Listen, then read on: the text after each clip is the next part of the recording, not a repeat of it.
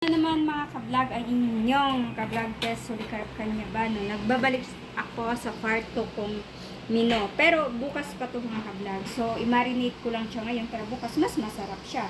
Nanunuot yung mga sauce sa kanyang karne. Okay, gagawa ako ng barbecue karne na baboy at chicken. Ito ang aking breast. Para yan kay alaga ko na si Joshua. Hindi siya kumakain ng pork. Ito naman ay para sa aming lahat. At yun po ang mga ricado ko. O may konting sugar tayo. Hindi din yan uubusin. At yan may ketchup tayo. At saka Mamacita's marinade barbecue. Okay. At yan po mga ka-vlog sa 1 kilo. 350 ml. So, nagdagdag ako ng sa pouch ng 80 ml. Kasi isa't kalahati po ang aking pork. At additional pa po ang aking chicken. So, papakita ko sa inyo mga ka-vlog kung paano ko i-mekos ngayon. At yan po mga ka-vlog ang aking sauce ng aking barbecue na pork and chicken para tomorrow. Ayan po. Nahalo na lahat yan mga ingredients mga ka-vlog. So, tansya-tansya lang po sa tamis at alat. Ganun lang din yan. Parang tinatansya mo lang yung sarili mo sa galit mo sa isang tao na gusto mo manapak. Ganun din yan dito pag gumawa tayo ng mga sauce sa ating lulutuing mga ulam mga ka-vlog. At yan po ang tandaan nyo. Pak na pak yan ang ating sauce. Para bukas yan po mga ka-vlog. At manunuot talagang sarap dyan. Okay. Ngayon mga ka-vlog, lalagay ko na ang aking karne. Kaya magtaka mga ka-vlog kung nagkakamay ako. Kasi ganun talaga. Hindi mo maaano yung lasa ng iyong ginagawang ulam kung di mo kakamayin. Nasa ating mga kamay ang masarap. O, diba? Mekos lang natin ng kunti mga ka-vlog. Ay, grabe man yung kamay ko. Puro ugat naman yan. Yan ang kamay ng masisipag mga ka-vlog. Maugat na. Kakatrabaho para magkakapera. Mahirap kung walang trabaho, walang pera. O, diba? Kailangan talaga natin mga ka-vlog. Yan, natin magtiyaga. Sipag lang. Sipag lang. Huwag susurinder. O, diba?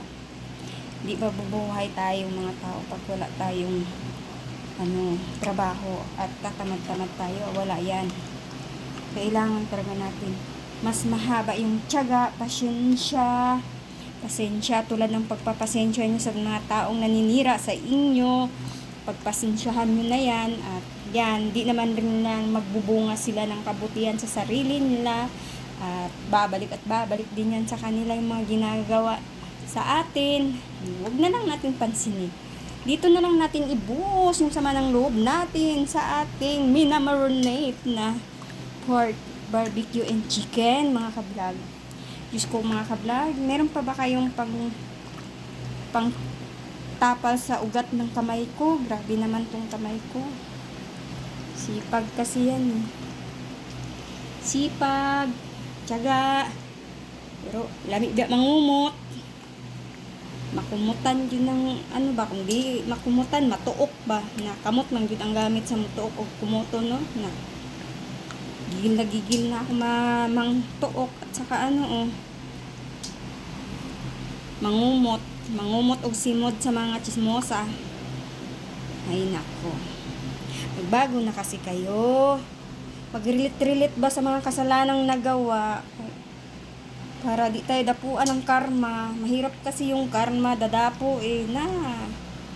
Kahit pa mag-sorry ka sa ginawan mo ng kasamaan, wala yun. At dito mo na lang ibuhos yan sa sama ng loob mo dito sa aking ginawang barbecue chicken. Shout out po sa mga kaibigan ko na sumusuporta sa aking vlog, lalong-lalo na po sa mga nakakakilala sa akin. Huwag kayong mag-alala, di ako nakalimot sa inyo. Shout out ko kayo. Kung okay lang sa inyo, i-mention yung mga pangalan nyo. Kung hindi naman, shout out naman. Return lang follow back. At salamat naman sa mga mahilig mag-like sa aking mga post. Lance, thank you lagi ka nagla-like. Nagla-like din ako sana. Sir Ompoy, salamat sa mga like sa aking mga vlog. at sa aking mga ginagawa dito sa aking page. Huwag na lang ho inyong pansinin yung aking taray-tarayan. Hey, di mawawala yan sa Pinoy. Always yan. Mataray, may masama ang ugali. Pero ako mabait ako, promise yan. Hindi na ako bigyan sakit ng ulo. At yan, natapos na. Yan. At maraming salamat sa inyo mga ka-vlog. Abangan yan bukas. Kakainin na namin ang aming barbecue pork and chicken.